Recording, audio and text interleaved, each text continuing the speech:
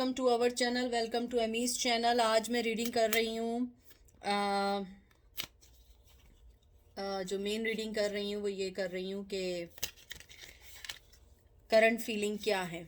ये journal reading है क्योंकि आप लोगों को पता है कि मेरी आजकल ज़रा थोड़ी तबीयत इतनी अच्छी नहीं है कि मैं बहुत सारी एनर्जीज़ ले सकूँ, पिक आ कार्ड कर सकूँ। ये जर्नल रीडिंग है और ये करंट एनर्जी, करंट फीलिंग पर है। मैं इजी टैरो से कर रही हूँ, कार्ड कर रही हूँ। बहुत खूबसूरत इनके कार्ड हैं, रियली रियली ब्यूटीफुल। और कोई एनर्जी स्पेसिफिक नहीं है, मेल टू मेल भी हो सकती है, फीमेल टू फीमेल भी हो सकती है, ठीक है।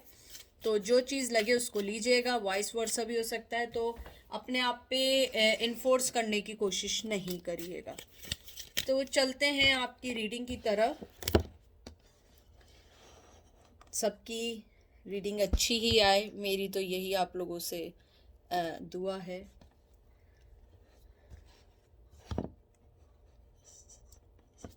चलें देखते हैं कि आपके कार्ड्स क्या कहते हैं। मैं आप लोगों के सामने शफल कर रही हूँ, ये करंट फीलिंग के लिए ही है खाली।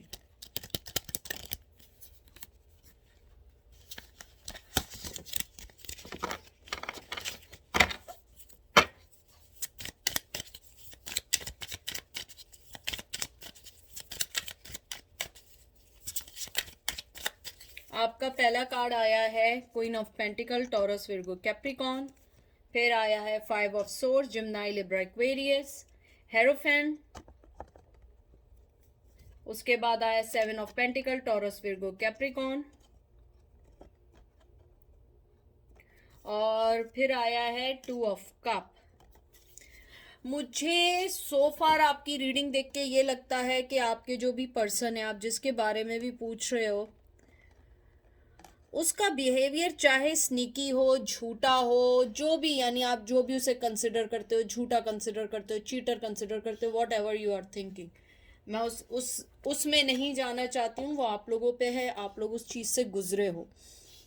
लेकिन सो फार आपके पर्सन की फीलिंग आपके लिए बहुत अच्छी है, बहुत ज़्यादा अच्छी है। करंट फीलिंग उनके जहन में यही है कि एक तो सबसे पहले आपको क्वीन ऑफ पेंटिकल समझते हैं, और क्वीन ऑफ पेंटिकल बहुत समझदार, बहुत कहते हैं ना सुधार करने वाली लोगों की है। और क्वीन ऑफ पेंटिकल मतलब ये है कि आप एक गाइडलाइन हैं, आप किसी एक वेल्दी वुमेन भी हो सकती हैं, लेकिन मनी के लिहाज से आप बहुत अच्छी गाइडलाइन दे सकते हैं। मनी के लिहाज से आप लोग किसी के लिए भी एक फ़ायदेमंद हो सकते हैं। आपके पर्सन आपको बहुत ज़्यादा ये भी सोचते हैं कि आप एक इंडिपेंडेंट, कैरियर ओरिएंटेड और एक बहुत ज़्यादा प्रैक्टिकल वुमेन हैं, या मेल हैं, जो भी हैं, मेल फीमेल जो भी हैं, एक प्रैक्टिकल हैं। आप लोगों को अपनी लाइफ में बढ़ने के लिए किसी पर्सन की ज़रूरत नहीं है। आप लोग खुद ही बहुत ज़्यादा सॉलिड लोग हैं, आप लोग बहुत ज़्यादा अच्छे, खुद ही अपनी लाइफ को सेट करने वाले लोग हैं। मुझे ये भी लगता है आपका पर्सन आपको एक स्टबन भी समझता है, कि आप लोग थोड़े से ज़िद्दी हैं, चाहे वो कोई भी वे हो। ज़रूरी नहीं है कि वो जो सोच रहे हो तो आप एग्जैक्टली वैसे ही हो, no, it's not necessary, but they think कि आप लोग थोड़े से ज़िद्दी हो, आप में थोड़ी अकड़ है, और शायद यही वजह रही है उनके झूठ और झूठ को बेस बना के आपकी लाइफ से जाने की। मुझे ये भी लगता है आपका पर्सन जो है, जैसे फाइव ऑफ सोर्ड्स है, मुझे लगता है उसने आपकी लाइफ को, बहुत सारी चीज़ों को सही किया, गलत किया, फिर सही किया, लेकिन इन द एंड उसने आपके साथ हमेशा एक गलत व्यवहार किया, गलत चीटिंग की, आपको लाइफ में अकेला छोड़ के चले गए। मुझे ये भी लगता है कि बहुत सारे ऐसे पॉइंट आए आपकी लाइफ में जहाँ पे आपने उन्हें चांस भी देना चाहा, आपने उन्हें अपनी लाइफ में लाना भी चाहा, लेकिन उन्होंने उस चीज़ को साइड कर दिया। मुझे लगता है वो आपके लिए बड़ा अनफेयर रहे, हमेशा उनके दिल में एक हिडन एजेंडा रहा है आपके लिए। आपको वो कभी भी ये ना बता पाए कि वो चाहते क्या हैं आपसे। आप दोनों की जो मेन लड़ाई की वजह हमेशा जिंदगी में रही है वो ये रही है कि आपको ये नहीं पता आपका पर्सन आपसे चाहता क्या है। मुझे लगता है कभी पल में तोला पल में माशा, कभी बहुत अच्छा कभी बहुत बुरा, कभी सच तो इतना सच कि बहुत सारा सच, और झूठ तो इतना झूठ कि उसमें बिल्कुल आपको डिस्ट्रॉय कर दे। फिर आया हेरोफेंट।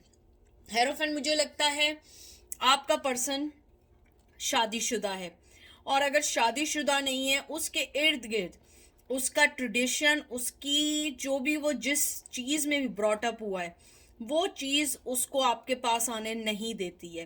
हेरोफेंट जो है एक कहते हैं कि बहुत सारे लोग ये भी कहते हैं कि कोई बहुत ज़्यादा मज़हब के करीब होते हैं, हो सकता है वो मौलवी हों, पंडित हों, फादर हों, यानी कोई भी चीज़ ऐसी हो सकती है जिसको लोग फॉलोअर करें।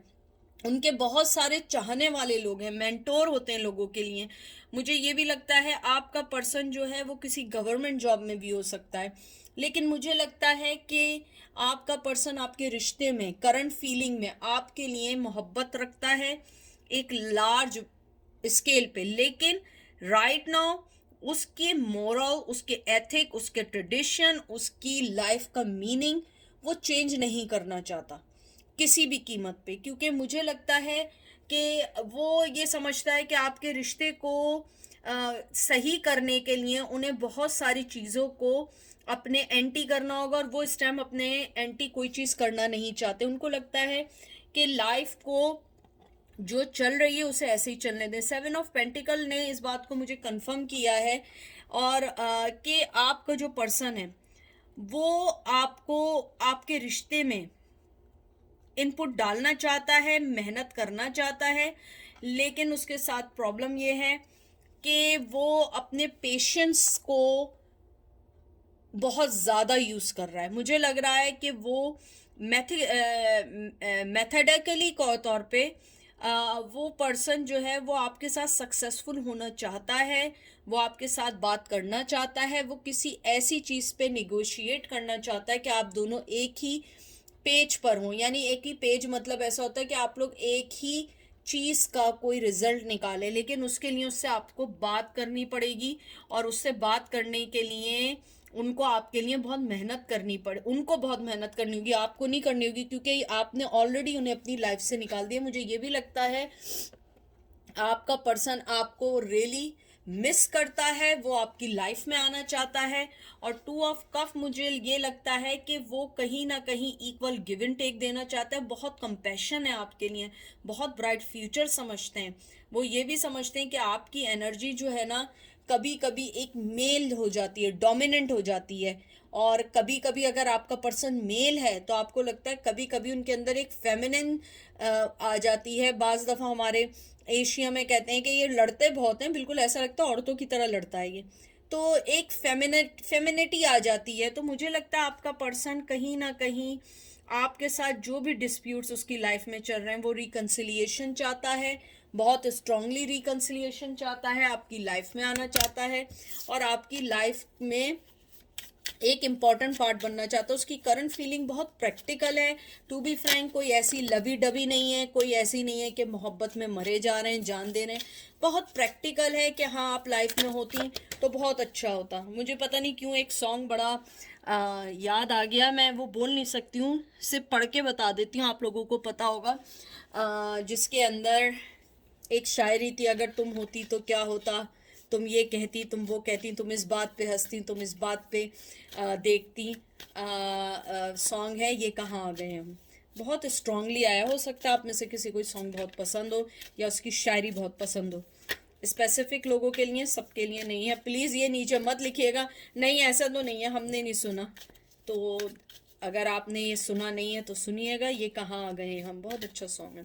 बहरहाल मैं 2-3 कार्ड और निकालती हूँ करंट फीलिंग के लिए, लेकिन उसकी प्रैक्टिकल, बहुत प्रैक्टिकल एनर्जी आपके लिए, तो आपको फिक्र की ज़रूरत नहीं है, क्योंकि आपका पर्सन शायद मिच्योर हो रहा है लाइफ के साथ। देख लीजिए 7 ऑफ वंस आए, 7 नंबर बहुत बहुत इंपॉर्टेंट है, बार बार बहुत इंपॉर्टेंट है। एरीज लियो सेज है, स्ट्रेंथ है, लियो आया है, एंड वर्ल्ड आया है, बहुत ज़्यादा। मुझे लगता है आप लोगों में कल्चर प्रॉब्लम है, चाहे आपको ये अभी पता हो या ना हो, लेकिन मुझे लगता है आपकी लाइफ में कल्चरल प्रॉब्लम है, ट्रेडिशनल प्रॉब्लम है। आपकी लाइफ में बहुत सारी ऐसी चीज़ें चल रही हैं जिसको वो हैंडल नहीं कर सकते हैं। सबसे पहले जो आपका 7 ऑफ वंस आया है, मुझे लगता है पैशन अपनी जगह है, सब कुछ अपनी जगह है, लेकिन उनके साथ सबसे बड़ा मसला ये है कि पैशन का क्या करेंगे जी, जब वो कुछ कर ही नहीं सकते। उनके हाथ पैर ही बंधे हुए हैं, वो कुछ करना चाहें भी तो कुछ नहीं कर सकते हैं। उसके बाद स्ट्रेंथ आई है, उसमें स्ट्रेंथ नहीं है। मुझे लगता है शायद आप लोग उनसे ज़्यादा स्ट्रांग हैं, आप लोगों में बहुत ज़्यादा स्ट्रेंथ है, आप में बहुत सारी चीज़ें ऐसी हैं जो दूसरे आदमी को आगे बढ़ा सकती हैं। 7 ऑफ 1 से मुझे लगता है आपका पर्सन बिलीव करता है कि आप बहुत चैलेंजिंग हो गई हैं अब उनके लिए। आपको अपनी लाइफ में लाना इजी नहीं है। आपकी सिचुएशन, आपके ऑब्स्टिकल, आपकी हर चीज़ जो भी है उसके लिए उन्हें बहुत कामली आपके साथ वेट करना होगा, क्योंकि आप अब वो पर्सन नहीं रही हैं जिनको वो सोचते थे। और फिर लियो आया, मुझे लगता है आपने कहीं ना कहीं अपनी जो स्ट्रेंथ उनको दिखाई है, वो स्ट्रेंथ उन्हें लगता है कि उसके लिए उन्हें लड़ना पड़ेगा, उसके लिए उन्हें आपके पास आने के लिए बहुत सारी चीज़ों से फाइट करनी होगी। अब उनकी फाइटिंग जस्ट अपने लिए नहीं है, अपने जो चल रहा है ट्रेडिशन, फैमिली चल रहा है, लेकिन अब आप भी उन्हें एक्सेप्ट करेंगे या नहीं, ये अब उनकी बहुत बड़ी एक फिक्र हो चुकी है। मुझे लगता है आपका पर्सन जो है स्ट्रेंथ देखने के साथ बड़ा डिप्लोमेटिक पर्सन है। वो बहुत पोजेसिव रहा है आपकी लाइफ में जब तक रहा है, और अब उसकी जो पोजेसिवनेस है ना, वो उसको कहीं ना कहीं आपकी लाइफ में डोमिनेंट बनाने की कोशिश कर रही है। वो चाहता है कि अब वो आपकी लाइफ में जब भी आए वो आपकी लाइफ को पूरी तरह कंट्रोल करे। और मुझे लगता है कहीं ना कहीं बहुत कंट्रोलिंग पर्सन थे, चाहे वो मेल थी फीमेल थी, बट आई थिंक वो स्टिल आपकी लाइफ में बड़ा कंट्रोल करते थे, आपको बहुत ज़्यादा अपने मुताबिक लेके चलते थे। उसके बाद जो आपका वर्ल्ड कार्ड आया, मुझे बहुत लगता है एक तो सबसे पहले है कि आपको सेल्फ रियलाइजेशन हुई है। आप लोगों को एक कहते हैं ना सेल्फ और नेचर और नर्चर, आपको लाइफ की पहचान हुई है। चाहे आप दोनों अलग ट्रेडिशन से हों, किसी भी कंट्री से हों, किसी भी वर्ल्ड से हों, वॉट एवर, लेकिन आप लोग जो हैं अपनी लाइफ में बहुत स्ट्रांगली जा रहे हैं, बहुत स्ट्रांगली हर चीज़ को फाइट कर रहे हैं। क्योंकि मुझे लगता है आपका जो पर्सन है वो कहीं ना कहीं ये सोचता ज़रूर है कि उसने आपको खो के अपनी लाइफ में बहुत सारी चीज़ों की, कहते हैं ना कि देखिए ज़रूरी नहीं होता है कि हर आदमी जो होता है लाइफ में आपको फ़ायदा दे। मोहब्बत होती है, लेकिन मोहब्बत एक इक्वल गिव एंड टेक होती है। मुझे लगता है आपसे शादी करके या आपके साथ उन्हें लाइफ में आगे बढ़ने का बहुत बहुत अच्छा चांस था, आपके साथ उन्हें फ़ायदा बहुत था। मुझे लगता है चाहे वो मनी वाइज था या जो भी था, जिस भी वाइज था, मुझे लगता है आपके पर्सन को आपकी ये चीज़ ज़्यादा बॉदर करती है कि आप उनके बगैर अब खुश रहने लगे, क्योंकि उन्हें आपकी ज़रूरत थी और वो ये समझ रहे थे शायद आप वापस लौटेंगी और आप वापस नहीं लौटे। तो अगर मैं आउटकम देखूं, यानी ओवरऑल जो मुझे दिखा है, आपका पर्सन बहुत प्रैक्टिकल है, लाइफ में आना चाहता है, लेकिन टू बी फ्रैंक स्टेप की तो बात दूर की है, अभी उसे ये फाइंड आउट करना है कि आप किस जगह खड़े हैं, आप किधर हैं, आपने उन्हें अपनी लाइफ में क्या पोजीशन दी है। वो इक्वल गिव एंड टेक देना चाहते हैं, आपको बहुत एडमायर करते हैं इस सिलसिले में कि आप बहुत स्ट्रांग हैं। देखें क्वीन ऑफ पेंटिकल भी आया, स्ट्रेंथ भी आया है। उसके बाद उन्हें ये भी लगता है कि कहीं ना कहीं आप थोड़ी सी स्टबन हैं, ज़िद्दी हैं, आपको अब मनाना इट्स नॉट ईजी। शायद पहले तो उन्होंने आपको पागल बनाया हो, लेकिन अब आप इतनी ईजीली नहीं उनकी बातों में आएंगे। मुझे ये भी लगता है आपका पर्सन इस वक्त अपनी, कहते हैं ना, बहुत डिप्लोमेटिक पर्सन है। मिलेगा तो बहुत अच्छा मिलेगा, नहीं मिलेगा तो नहीं मिलेगा, यानी वो ब्लाइंडली खेलना चाहता है। वो नहीं चाहता है कि मुझे कोई एफर्ट डालनी पड़े, हर चीज़ जो है ना बस ऐसे ही उनके हाथ में लड्डू गिरे और वो लड्डू खा लें। तो लड्डू तो अल्लाह मियाँ भी नहीं देते। अल्लाह मियाँ भी कहता है मैं रिस्क जब तक नहीं दूंगा जब तक तुम हाथ पैर नहीं हिलाओगे। रिस्क का वादा है, आपको रिस्क ज़रूर मिलेगा, चाहे बंद कमरे में आएगा, लेकिन जब तक आप हाथ पैर नहीं हिलाएंगे। रोने पे तो माँ भी खाना नहीं देती है, तो ये तो प्यार तो बहुत बहुत दूर की बात है।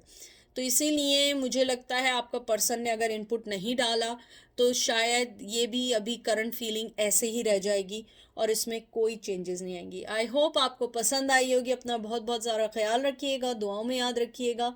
मैं भी आपको दुआ में याद रखूंगी। Amy loves you a lot and I'm sending my love, unconditional praying, unconditional love, unconditional everything, whatever you thinking, and may Allah or God, जिसको भी मानते हो, may fulfill your all wishes, whatever you are looking for, you guys. Okay, take care, bye.